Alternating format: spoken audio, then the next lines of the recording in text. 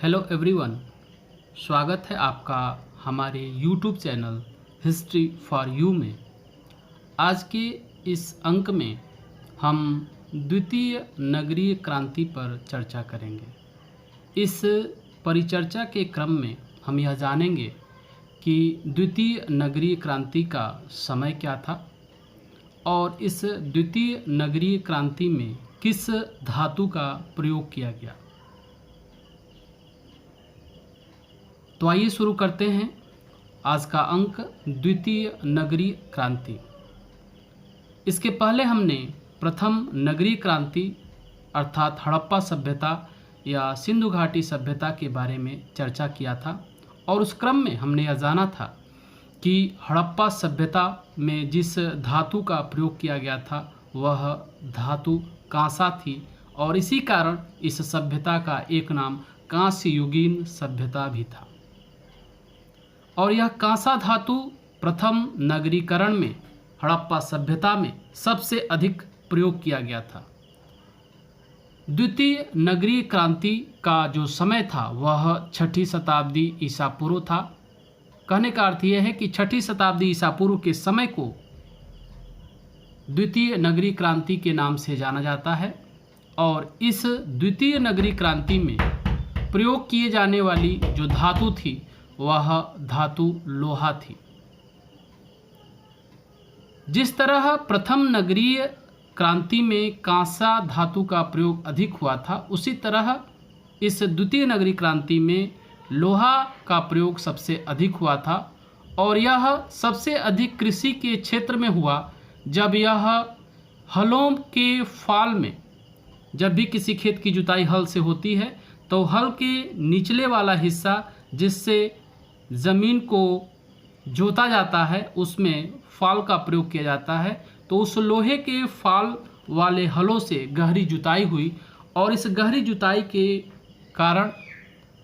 जुताई होने के कारण फसलों का अधिक उत्पादन हुआ और इसी के क्रम में रोपा धान प्रणाली का प्रारंभ हुआ। हम जानते हैं कि धान की फसल दो तरह से की जाती है, एक जिसमें सीधे तौर पर धान के बीज को खेतों में छींट दिया जाता है और उससे वह धान की फसल होती है, और दूसरा होता है जिसमें एक क्षेत्र तैयार किया जाता है जिसमें धान के बीज को लगाया जाता है। जब वह पौधा कुछ दिन का हो जाता करके उस खेत में उसकी रोपाई की जाती है और इससे धान की फसल का उत्पादन अधिक होता है।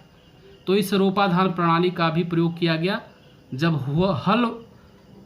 जिन हलों का प्रयोग किया गया था, लोहे के फाल लगे हुए हल, उससे फसलों का अधिशेष उत्पादन हुआ और आर्थिक संपन्नता आई और इसके परिणाम स्वरूप व्यापार और वाणिज्य का विकास हुआ और इससे करों के रूप में आर्थिक समृद्धि आई और इस आर्थिक समृद्धि के परिणाम स्वरूप बड़े बड़े राजतंत्रों का उदय हुआ जो व्यापार वाणिज्य के संपन्नता के कारण संभव हुआ। जब भी व्यापार और वाणिज्य समृद्ध होता है, कर ज़्यादा आते हैं तो वह आर्थिक समृद्धि के रूप में आते हैं और यह द्वितीय नगरीय क्रांति के परिणाम स्वरूप अधिक कर प्राप्त हुए और इससे आर्थिक समृद्धि आई और बड़े बड़े राजतंत्रों का उदय हुआ जो व्यापार वाणिज्य के संपन्नता के कारण हुआ। अब हम थोड़ा चर्चा करते हैं नगरीय क्रांति किसे कहते हैं। नगरीय क्रांति वास्तव में होने के लिए किन किन तत्वों का होना आवश्यक है। तो नगरीय क्रांति शब्द का प्रयोग सर्वप्रथम गार्डन चाइल्ड महोदय ने अपनी पुस्तक द अर्बन रिवॉल्यूशन में किया और उन्होंने नगरीय क्रांति के लिए 10 प्रमुख तत्वों को बताया कि ये 10 प्रमुख तत्व हैं जो आवश्यक हैं नगरीय क्रांति के होने के लिए। इसमें सबसे पहला बिंदु था वह था शासक वर्ग का उदय, अर्थात एक ऐसे शासक का उदय जो अपने राज्य की शासन व्यवस्था को सुचारू ढंग से संचालित कर सके। दूसरा, धर्म का प्रचलन और धार्मिक इमारतों का अस्तित्व। जैसा कि हम आगे देखेंगे कि 6ठी शताब्दी ईसा पूर्व अर्थात द्वितीय नगरीय क्रांति धर्म के क्षेत्र में धर्म सुधार आंदोलन के रूप में भी आई। और तीसरा है मुद्रा का प्रचलन। इस समय आहत मुद्राओं का प्रचलन प्रारंभ हो चुका था। चौथा, व्यापार और वाणिज्य का विकास। हमने अभी देखा कि जब व्यापार और वाणिज्य का विकास हुआ तो यह द्वितीय नगरीय क्रांति आई। तत्कालीन समय में व्यापार और वाणिज्य का विकास हुआ। पांचवा बिंदु है नगरीय क्रांति को लाने के लिए, वह है लेखन कला का ज्ञान। तत्कालीन समय में लेखन कला विकसित हो चुकी थी, लेखन कला का ज्ञान हो चुका था। और छठा है सुव्यवस्थित कर व्यवस्था। एक अच्छी कर व्यवस्था जिससे अधिशेष उत्पादन हो और इस अधिशेष उत्पादन का लाभ शासक वर्ग के हाथों में पहुंचता रहे।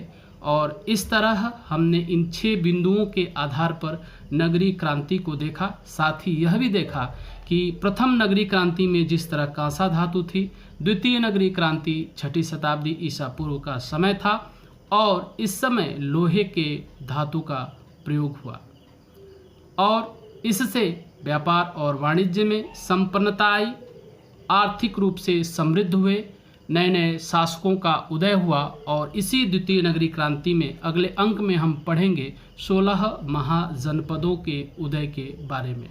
आज के लिए इतना ही। हम फिर मिलते हैं एक अलग नए अंक के साथ जिसमें हम एक नए बिंदु पर चर्चा करेंगे। धन्यवाद।